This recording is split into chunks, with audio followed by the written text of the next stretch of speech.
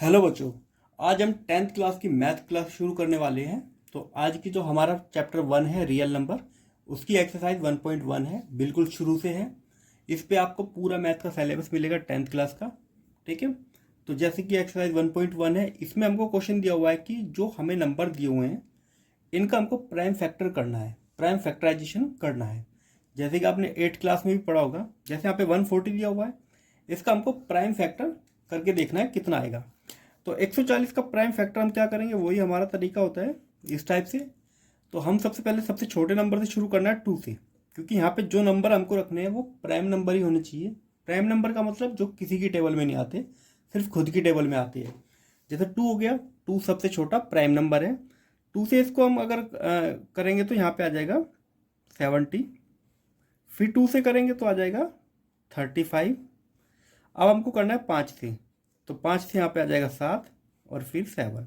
ठीक, ये सभी क्या हो गए, प्राइम नंबर्स। तो हमको 140 को हम कैसे लिख सकते हैं प्राइम नंबर के फॉर्म में, 2 मल्टीप्लाई 2 मल्टीप्लाई 5 मल्टीप्लाई 7। तो ऐसा लिखा जा सकता है।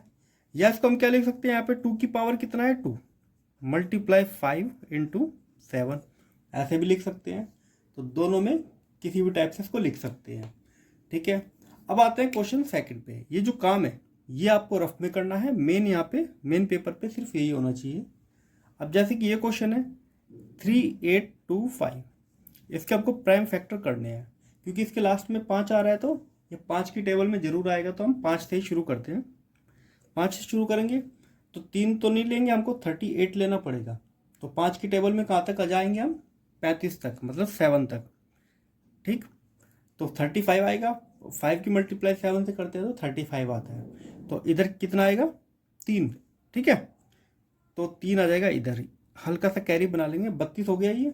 अब हमको 30 तक जाना है, तो 5 की मल्टीप्लाई 6 में करेंगे तो 30 तक चले गए। तो यहाँ पे बचा 2, तो यहाँ पे 25 हो गया। फिर 5 की टेबल में 25 कब आता है, 5वें नंबर पे। ठीक है, दोबारा करेंगे 5 से, ये एक बारी में चला जाएगा, यहाँ पे 2 कैरी हो जाएगा। ठीक है, तो यहाँ पे कितना हो गया 26। तो 5 की मल्टीप्लाई करेंगे तो 25, तो एक बचा, एक इधर कैरी हो गया तो 15, 3 आ गया। ठीक है, अब फिर हम करेंगे 3 से, तो ये हो जाएगा 3 की मल्टीप्लाई 5 से करते हैं तो 15 आ जाता है, कोई कैरी नहीं है, तो 3 आ जाएगा 1। फिर 3 से करेंगे तो 17, और फिर 70 से करेंगे तो 1। ये सभी क्या है, प्राइम नंबर। तो इसको हम क्या लिख सकते हैं, देखो 5 कितनी बार आ रहा है, 2 बार, तो 5 स्क्वायर। 3 कितनी बार आ रहा है, 2 बार, 3 स्क्वायर, और यहाँ पे 17। ठीक है, ये आगे पीछे हो सकते हैं, उससे कोई ज़्यादा यहाँ पे प्रॉब्लम नहीं है, बस ये आ जाने चाहिए। तो 3825 को लिख सकते हैं 5 स्क्वायर मल्टीप्लाई 3 स्क्वायर मल्टीप्लाई 17। उसी तरह आता है हमारा 7429, 7429। इसको करते हैं, इसको पहले 17 से कट करते हैं, तो ये जाएगा हमारा 4 बार। 17 मल्टीप्लाई 4 कितना होता है, 68।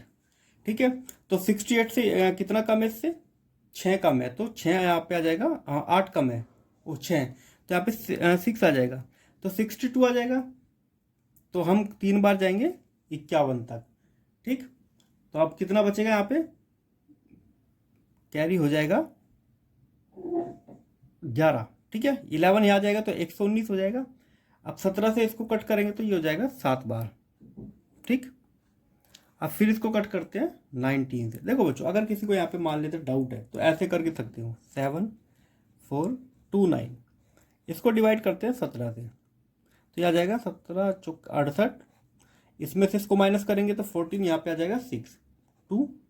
ठीक है, 2 यहाँ से ले लिया, 3 बार करेंगे तो 51, तो ये आ जाएगा 1 और 1, फिर 9 उतार लिया, तो यहाँ पे 17 की मल्टीप्लाई 7 से करेंगे तो 119। ठीक है, तो ये आ गया यहाँ पे। अब इसको 19 से करेंगे तो 19 की मल्टीप्लाई 2 से करते हैं तो 38, तो 38 यहाँ पे कितना कैरी आएगा, 5। ठीक है, क्योंकि 43 में से 38 गए तो 5 बचते हैं। 57 19 के टेबल में कब आती है ये। ठीक है, अब ये 23 के टेबल में आएगा, बाकी और किसी के टेबल में नहीं आता तो 1। तो इसको क्या लिख सकते हैं हम, 7429 को 17 मल्टीप्लाई 19 मल्टीप्लाई 23। ठीक, तो ऐसे हम क्वेश्चन को कर सकते हैं। अब चलते हैं अपने क्वेश्चन नंबर 2 की तरफ। अब आते हैं बच्चों क्वेश्चन नंबर 2 पे। हमको वेरीफाई करना है LCM multiply HCF equal to A और बी। मतलब दो नंबर हमको दिए हुए हैं, जैसे 26 और 91। इन दोनों का जो एलसीएम है, पहले इनका एलसीएम निकालो, फिर इनका एचसीएफ निकालो। उन दोनों की मल्टीप्लाई करके क्या इन दोनों की मल्टीप्लाई के बराबर आता है, वो हमको वेरीफाई करना है। तो सबसे पहले हम क्या करेंगे, हम इनके प्राइम फैक्टराइजेशन कर लेंगे। जैसे यहाँ पे 26 है, 26 के प्राइम फैक्टराइजेशन क्या होंगे, 2 इंटू 13। ठीक है, वैसे 1 भी होता है, 1 को चाहे तो ना भी लिखो। 91 की क्या कर सकते हैं, 7 मल्टीप्लाई 13। ठीक है, अब बच्चों देखो, इसमें सबसे पहले अगर हमको एचसीएफ निकालना है, एचसीएफ क्या होता है हमारा, जो इन दोनों में कॉमन है, जितने नंबर कॉमन है। तो यहाँ पे कितना कॉमन है, सिर्फ 13। तो हमारा एचसीएफ कितना आ गया, 13। बात करते हैं एलसीएम की। एलसीएम जो होता है, जो कॉमन पार्ट है, उसको सिर्फ एक बार लेना है, बाकी सारे नंबर के साथ उसको मल्टीप्लाई कर देना। जैसे यहाँ से लेंगे हम 2, यहाँ से ले लेंगे 13। ठीक है, हमने ले लिया। अब यहाँ पे आ गया 7। अब 13 हमको नहीं लेना, ठीक, क्योंकि इन दोनों में से 13 हमने ले लिया है। तो इसका आंसर कितना आ जाएगा, यह आ जाता है 182। ठीक है, 182। ये तो हो गया हमारा आधा काम। अब हमको जो प्रूव करना है, हमारा जो फॉर्मूला है, हमको प्रूव करना है कि इन दोनों की मल्टीप्लाई करके ए और बी आता है। मतलब एचसीएफ और LCM, LCM multiply HCF equal to A into B. तो हमारा एलसीएम कितना है, 182, एचसीएफ हमारा 13, और ये कितने नंबर, 26 और 91।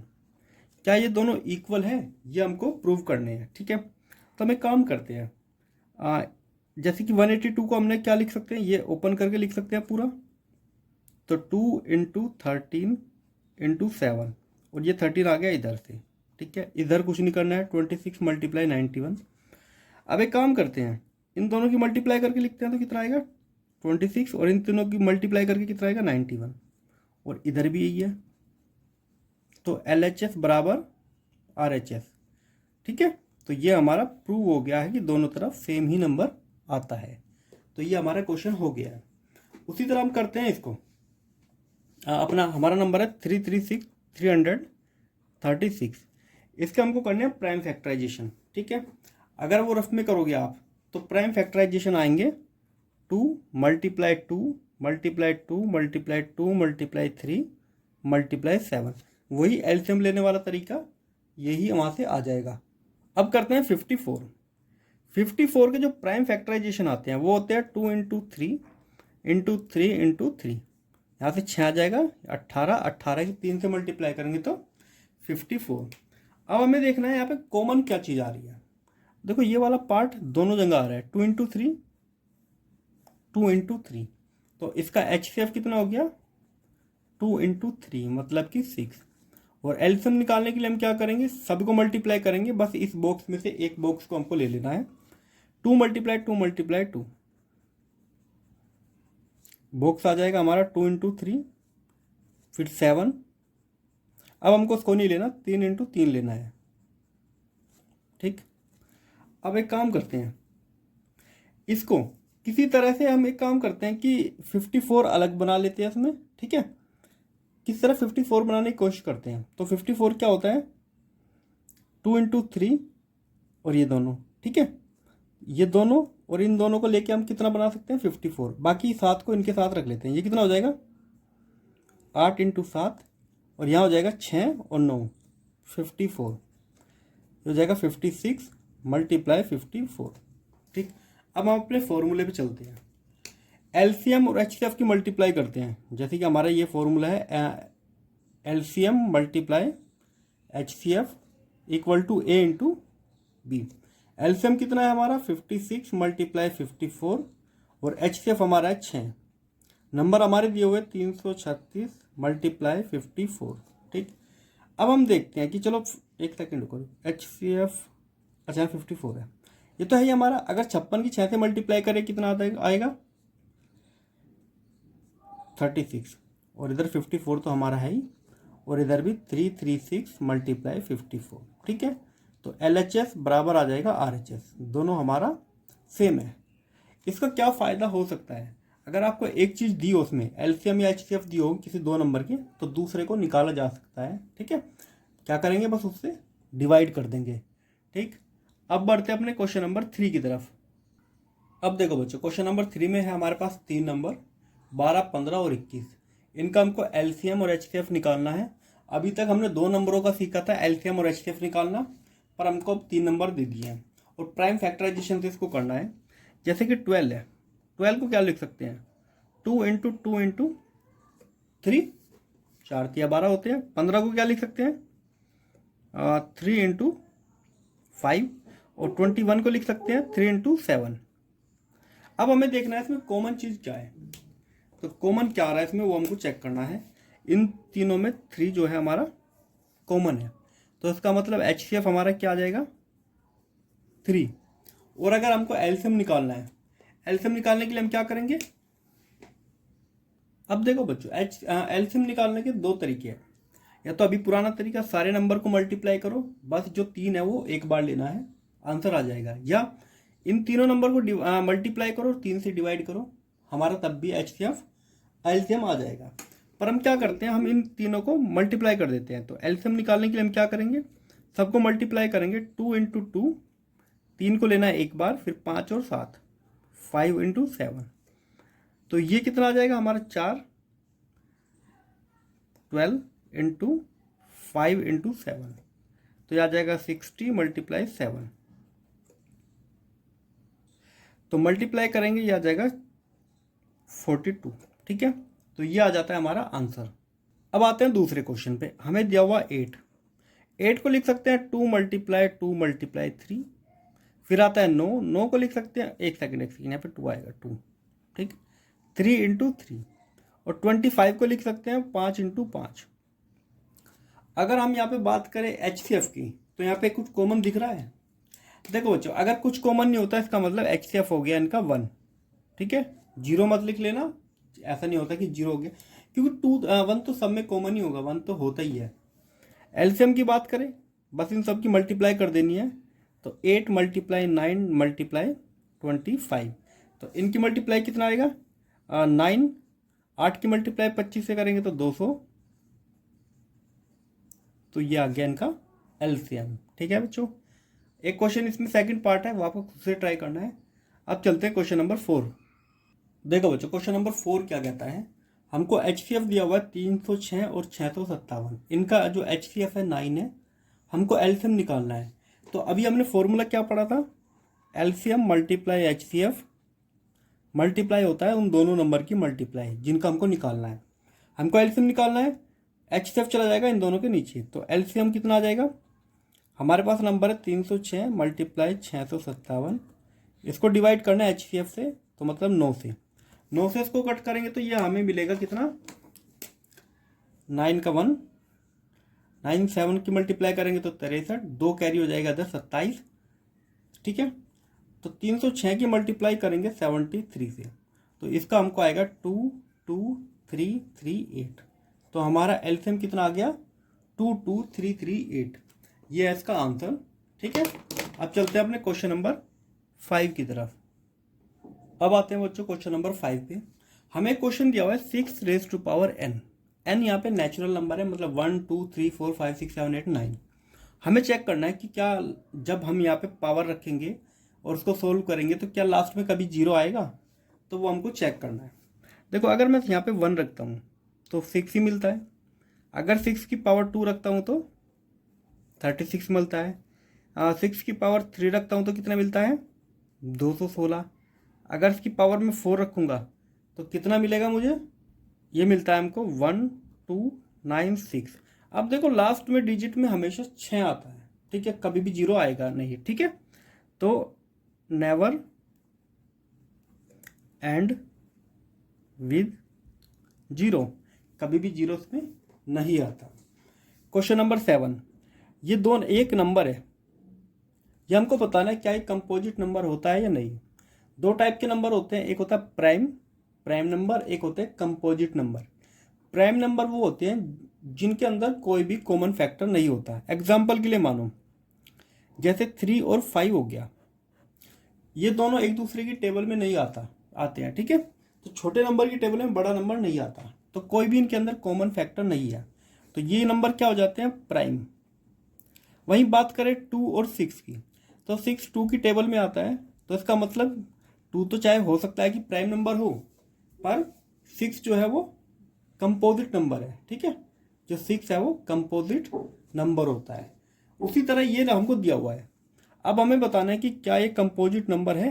11 मल्टीप्लाई 13 प्लस 13, हम क्या करेंगे, इसमें जो कॉमन आ रहा है 13 को कॉमन ले लेंगे। यहाँ पे कितना आ जाएगा, 7 मल्टीप्लाई 77 प्लस के 1, तो 13 मल्टीप्लाई 78, ठीक है।